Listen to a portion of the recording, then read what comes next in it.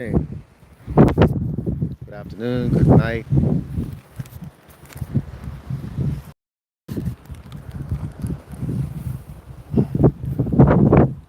It's a little windy. That should help. Let's see. Yeah. Good morning, good afternoon, good night, wherever you are in the internet world. Welcome, welcome to another edition of Building Independence. We're here and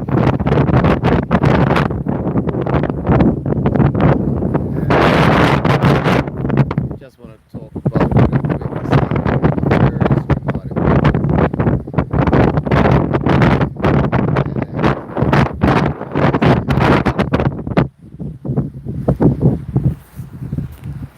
it's a major sign when powers that be are now trying to create laws for the average person to hold Bitcoin and to utilize it as savings and to uh, protect self-custody.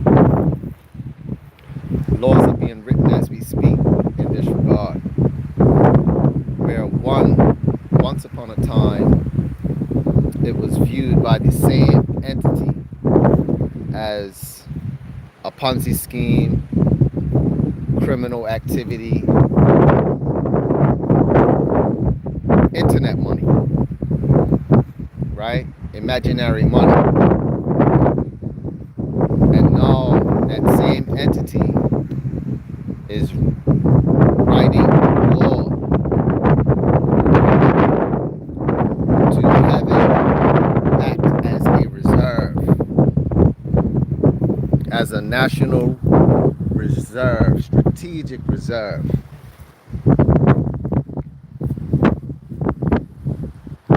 Not necessarily to back the dollar,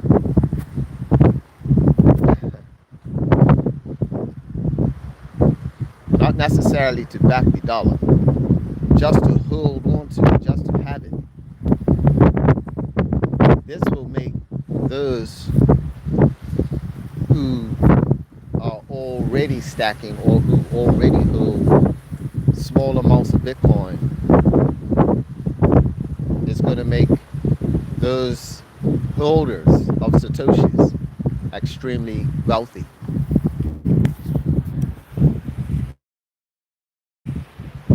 But hey, even if the United States doesn't do the strategic Bitcoin reserve, even if they don't do it, the private sector is going to scoop it up. One in particular definitely comes to mind, and that is MicroStrategy or Strategy. Strategy and the company CEO, Michael Saylor, has repeatedly stated that they are trying to go after 5% of the network, 5%, and beyond. They want to go beyond. They want to go beyond the 5%, 7%, even 10%. They said whenever they get to 10%, one Bitcoin will be at $50 million a coin. So they're looking at ways how to accumulate as much Bitcoin as possible. So if you're talking, if he's trying to get 10%, 10% of 21 million is 2.1 million tokens. That's how much coins that MicroStrategy is trying to acquire. If you do the math, 10%. That's what we're looking at, 2.1 million. The number of tokens, the number of coins in terms of Bitcoin that we have to look at that are being accumulated by strategy. Michael Saylor's company is 2.1 million. Right now, he's just under a million. He's halfway there. He's halfway there to a million.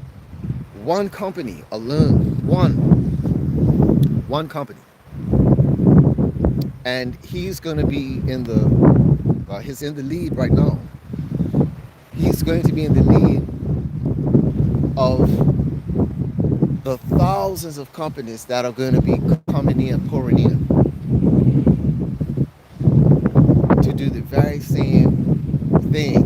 Maybe not the same thing, but they will be doing the same action in terms of getting Bitcoin onto the balance sheet. It's a major, major thing.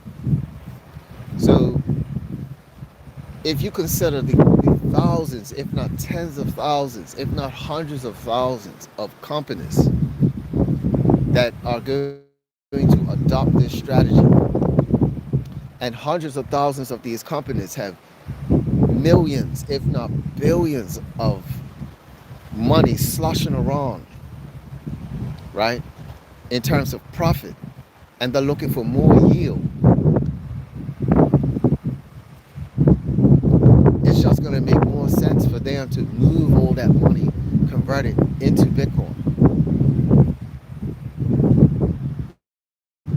And then they'll be able to borrow against the Bitcoin that they hold, a little bit, these Satoshis. They're going to be buying Satoshis. They're not going to be like Michael Saylor and go for a million. They'll be converting their dollars of profit, their millions and billions of dollars of profit. It's going to be worthless in conversion to Bitcoin, because the Satoshi is going to increase in value.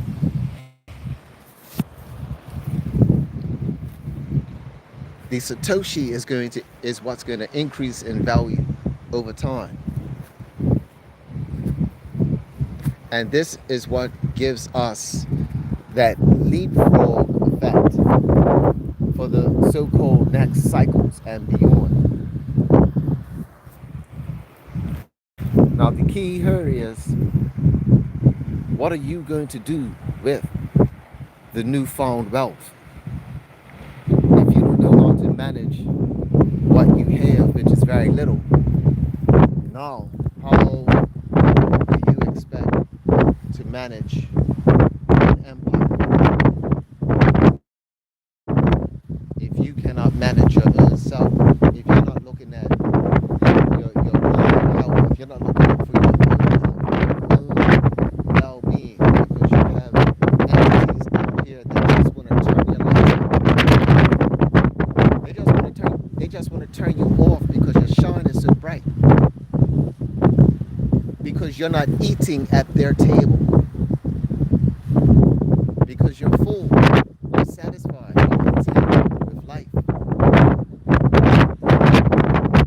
You're not consuming none of their products. They want to run monopolies. And when they see that you have another option that they can't control, they want to take you out. They want to take you out. And when they can't take you out legally, that's when they start lying. That's when they start lying on you.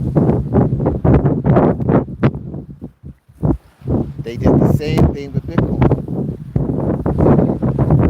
See, Bitcoin is no different.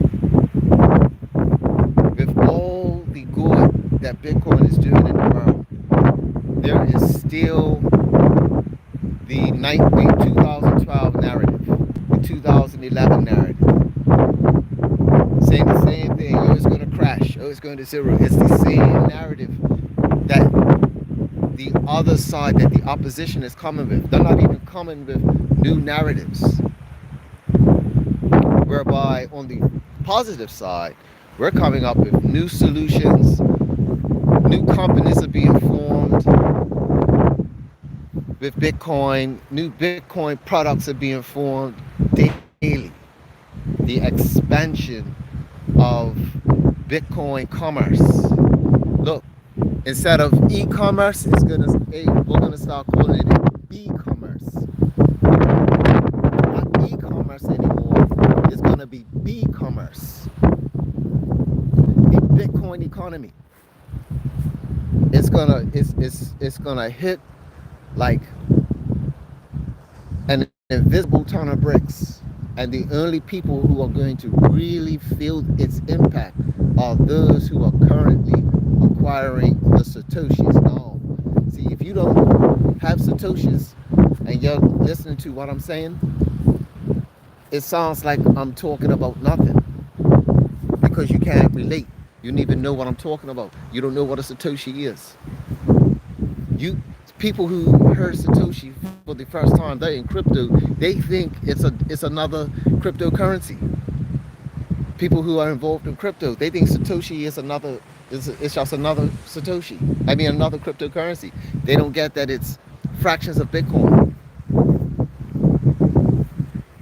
They don't know that it's all the same thing, or it's a part of Bitcoin. It's just a smaller unit.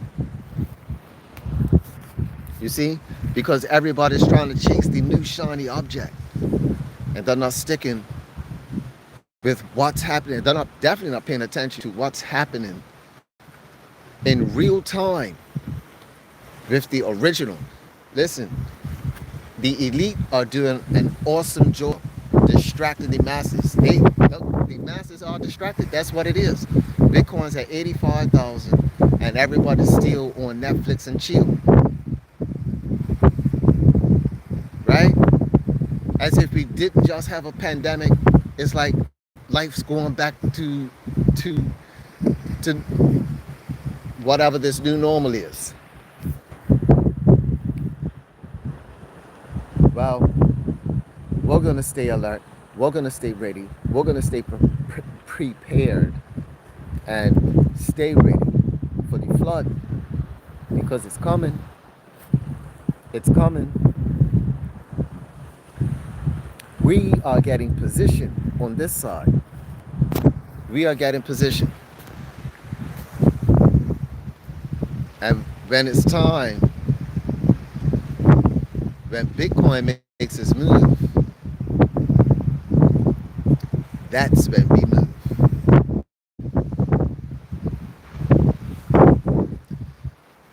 But that's all for now, ladies and gentlemen. Thanks for tuning in. If you like this information, you like the message, you want to see more of Bermuda, stay tuned. Hit that like button. If you definitely want to spread the message of Bitcoin, hit that like button.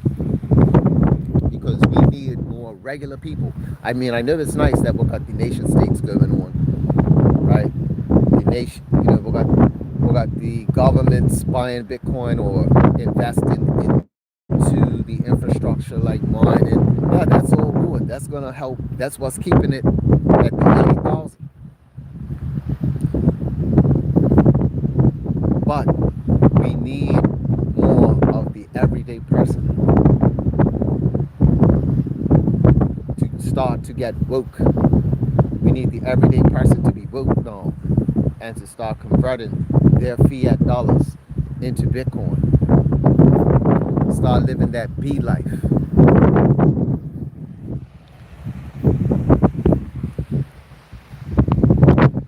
It's a wonderful day that God made. Take care. Bless us.